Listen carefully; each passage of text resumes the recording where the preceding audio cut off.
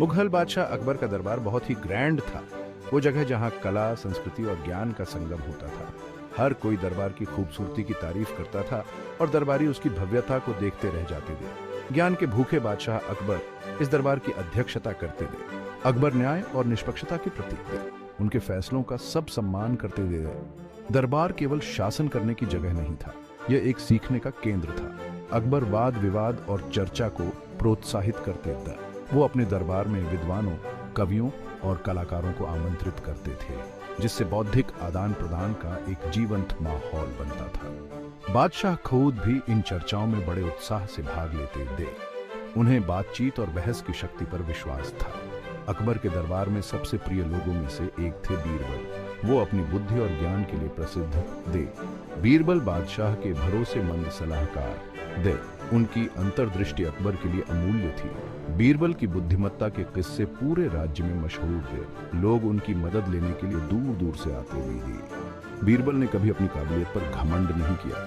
वो हमेशा विनम्र और जमीन से जुड़े रहे। उनकी यही विनम्रता उन्हें लोगों को और भी प्यारी बनाती थी। उनका मानना था कि सच्चा ज्ञान सभी चीजों के अंतर संबंध को समझने में है। यही दर्शन उनके हर काम और फैसले का मार्गदर्शन करता था। एक दिन अकबर के दरबार में बहुत बहस छिड़ गई। ये बहस इस बारे में थी कि इंसान में सबसे अच्छी क्वालिटी कौन सी होती है। दो गुट बन गए, हर एक अलग गुण की वकालत कर रहा था। दरबार दो भागों में बंट गया था। कुछ मंत्रियों का कहना था कि साहस सबसे जरूरी है। उनका मानना था कि एक सच्चे नेता को निडर होना चाहिए। बाकी मंत्री बुद्धिमत्ता के महत्व का पुरजोर समर्थन करते थे। उनका तर्क था कि एक बुद्धिमान शासक युद्धों को टाल सकता है और समृद्धि सुनिश्चित कर सकता है। बहस तेज होती गई और तनाव बढ़ता गया। मंत्री एक दूसरे पर भड़कने लगे। दोनों में से कोई भी पीछे हटने को तैयार नहीं था। दरबारी लोग सांसें रोक कर देख रहे थे। उन्हें समझ नहीं आ रहा था कि आगे क्या होगा। अकबर ने बढ़ते हुए तनाव को देखा। वे चिंतित हो उठे। वे अपने मंत्रियों की राय को महत्व देते थे। हालांकि वे इस तरह के विभाजनकारी तर्क के संभावित खतरों से भी वाकिफ थे। कोई उपाय ढूंढना जरूरी था, ऐसा उपाय जो सद्भाव बहाल करे और स्पष्टता प्रदान करे। अपनी बुद्धिमत्ता के लिए जाने जाने वाले अकबर ने बीच बचाव करने का फैसला किया। वे ऐसे व्यक्ति को जानते थे जो इस गतिरोध को सुलझा सकता था। बादशाह ने बीरबल की ओर देखा। उनके होंठों पर एक जानकार मुस्कान थी। हमेशा की तरह बीरबल बादशाह की बात समझ गए थे। वे इस स्थिति को अपनी बुद्धि और समझदारी से शांत करने के लिए तैयार थे। अकबर ने अपने दरबार को संबोधित किया। उनकी आवाज पूरे हॉल में गूंज उठी। उन्होंने कहा कि हमने दोनों पक्षों के तर्क सुने हैं और दोनों ही बहुत अच्छे थे। मंत्री चुप हो गए। सबका ध्यान बादशाह पर था। अकबर ने आगे कहा, लेकिन सवाल अब भी वही है, कौन सा ज्यादा जरूरी है, साहस या बुद्धिमत्ता? फिर उन्होंने बीरबल की ओर रुख किया। उन्होंने कहा, बीरबल, मेरे पास आपके लिए एक चुनौती है। दरबार के लोग उत्सुकता से देख रहे थे। वे जानते थे कि अकबर बीरबल को जो चुनौतियां देते हैं वे मशहूर होती हैं। मैं चाहता हूं कि तुम मेरे लिए एक घोड़ा ढूंढो, अकबर ने घोषणा की। दरबारी लोग हैरान रह गए। ये तो बहुत आसान सी फरमाइश लग रही थी। बुद्धिमान बीरबल के लिए शायद ही कोई चुनौती हो, लेकिन अकबर की बात अभी खत्म नहीं हुई थी। उन्होंने आगे कहा, लेकिन ये घोड़ा अनोखा होना चाहिए। ये दुनिया का सबसे तेज घोड़ा होना चाहिए, लेकिन साथ ही साथ ये सबसे धीमा भी होना चाहिए। दरबार में कानाफूसी शुरू हो गई। एक ऐसा घोड़ा जो सबसे तेज भी हो और सबसे धीमा भी, ये तो नामुमकिन लग रहा था। मंत्री आपस में फुसफुसा रहे थे। वे बादशाह की ये पहेली सुलझाने की कोशिश कर रहे थे। हालांकि बीरबल शांत और मौन रहे। उन्होंने अकबर को सम्मान से प्रणाम किया। जैसी आपकी आज्ञा महाराज, उन्होंने उत्तर दिया। दिन हफ्तों में बदलते गए और मैं दरबार से गायब रहा।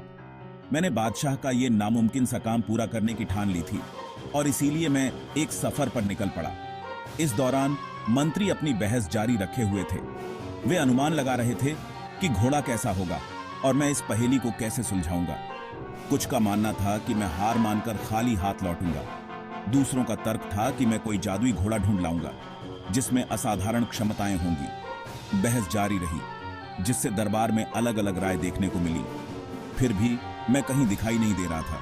हर गुजरते दिन के साथ घोड़े का रहस्य गहराता जा रहा था। आखिरकार वो दिन आ ही गया जब मैं दरबार में वापस आया। मैं बादशाह के सामने खड़ा था। मेरे चेहरे पर आत्मविश्वास से भरी मुस्कान थी। दरबार के लोग सांसें रोककर देख रहे थे।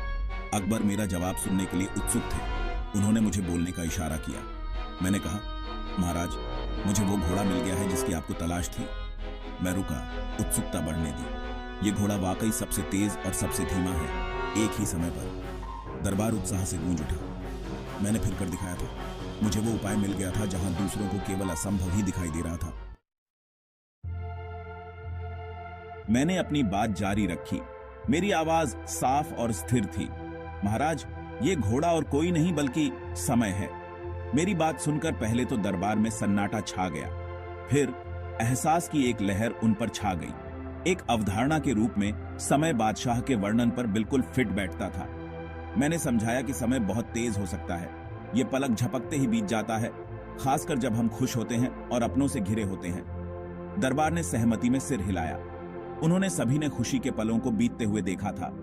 फिर भी मैंने आगे कहा कि समय बहुत धीमा भी हो सकता है।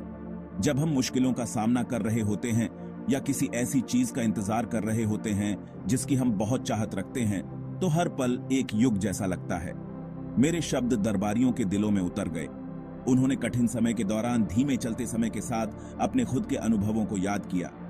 इसलिए महाराज, मैंने निष्कर्ष निकाला कि समय गति के दोनों ही चरम सीमाओं को दर्शाता है।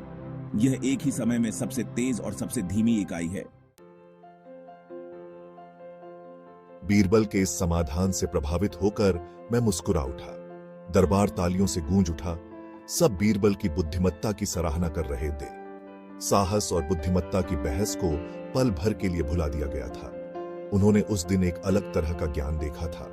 मैंने कहा, वाकई बीरबल, तुमने एक बार फिर अपनी बुद्धिमत्ता को साबित कर दिया है। मैं अपने मंत्रियों की ओर मुड़ा। मैंने कहा, यह हम सभी के लिए एक सबक हो। कभी कभी सबसे गहरे सच हमारे सामने ही छिपे होते हैं, बस उन्हें पहचानने के लिए हमें ज्ञान की जरूरत होती है। मंत्री सहमति में सिर हिलाते हैं।